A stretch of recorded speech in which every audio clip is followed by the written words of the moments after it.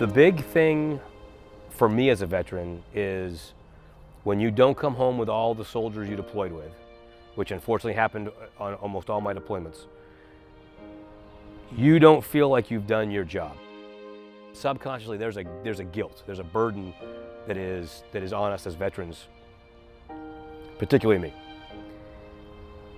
To know that I'm helping families that have lost someone downrange helps take the edge off some of that guilt.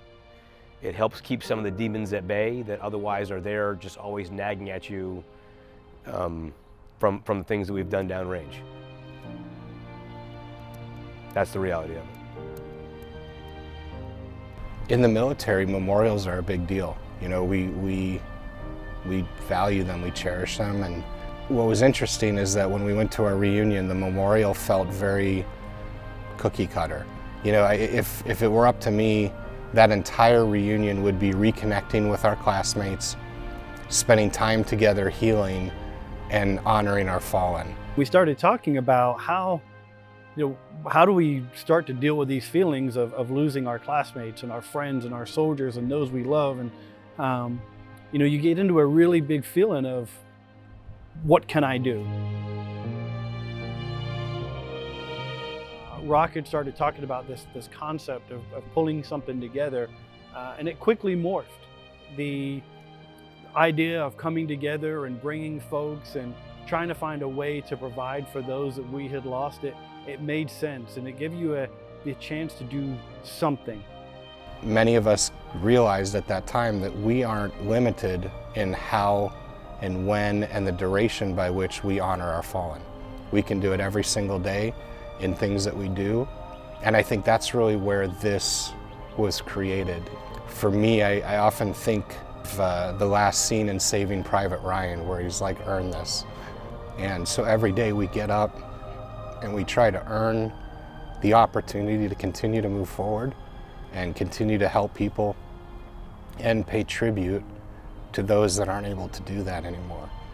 And so that was where we realized we don't have to wait for a reunion to honor those we care about.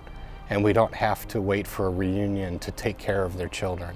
We approached our surviving spouses and asked them what they needed. And one of our widows, Tracy Volke, she's the widow of Major Paul Volke who died in Afghanistan.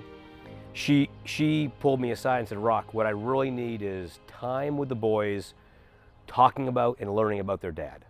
And that was the whole impetus behind bringing someone, a surviving child, and a mentor who knew the fallen together to spend time together in Alaska.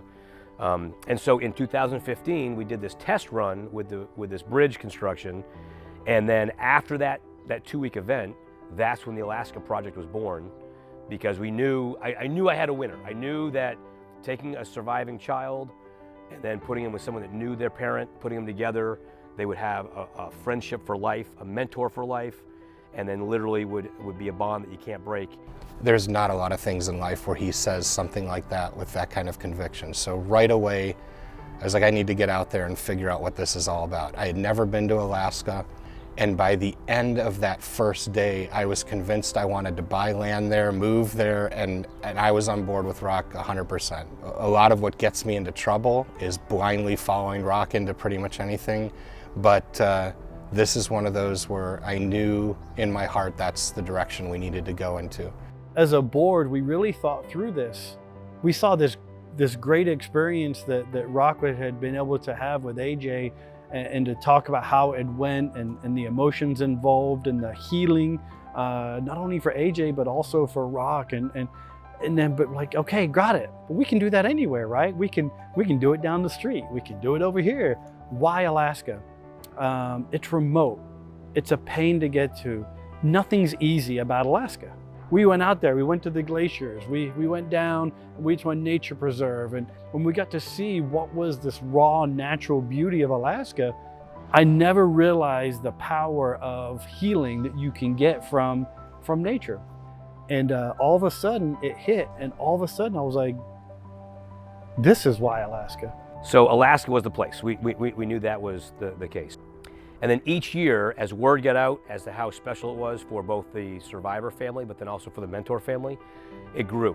And then in the summer of 2020, right during the height of COVID and all the craziness, we purchased raw 50 acres of land in Alaska, and then construction started. And by construction, I mean 50 acres of just wilderness, and turned into the starting point for this retreat. And then in the summer of 21, we had 72 volunteers, and we went from 1 cabin to 6 cabins in the period of a few weeks. Showing up on the property at the beginning of construction week with a bunch of people that have never done construction projects before, and being told that we were going to build 5 cabins to code in essentially 5.5 days while doing other activities, I truly thought was an insurmountable task. And I don't say that lightly, because I trust Rock with my life and with anything, but I truly thought we had bitten off way more than we could chew. We built teams. So we had a foundation team and a roofing team and a framing team and a windows team, and so we put it together, and I'm not gonna lie, it was like, this seems a little shady, but okay, we'll see what happens, right? What started to happen is team 1 did the foundation, and they moved and did the next foundation, the next team moved in, and it just started building, so that by day 3, as the first cabin was done, more people were helping with other stuff. And honestly, God, day 5 cabins that weren't there 5 days earlier. Like, if we could teach that skill set to the rest of the construction world, it was a beautiful and amazing thing to see. Literally at the exact transition from construction week to survivor week, the house that we were renting was empty. And for the first time, instead of the house being filled and all this activity, it was dead silent. And sometimes silence is bad, because silence lets you think. And I sat there, and it started to hit me what had happened in the last week.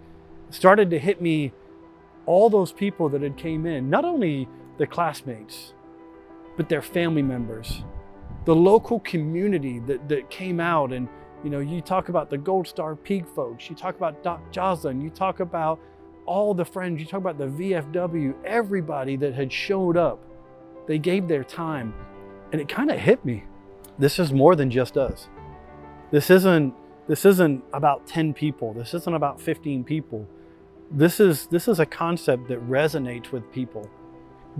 Giving to others, supporting others, being there for other people.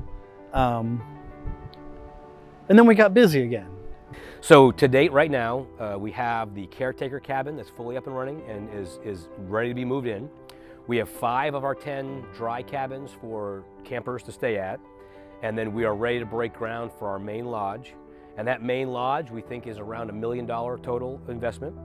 And that would have our kitchen facility, our bathing facility, and then also our huge banquet hall, which we do all of our group meals, all the things that military traditions kind of stem from, joining together for breakfast, joining together in the evening for dinner, or then doing events together in that lodge. So if we can grow and we can finish our construction projects and create this self-sustaining environment in Alaska, we have the opportunity to make a positive change and an emotional growth experience for people far beyond our reach right now.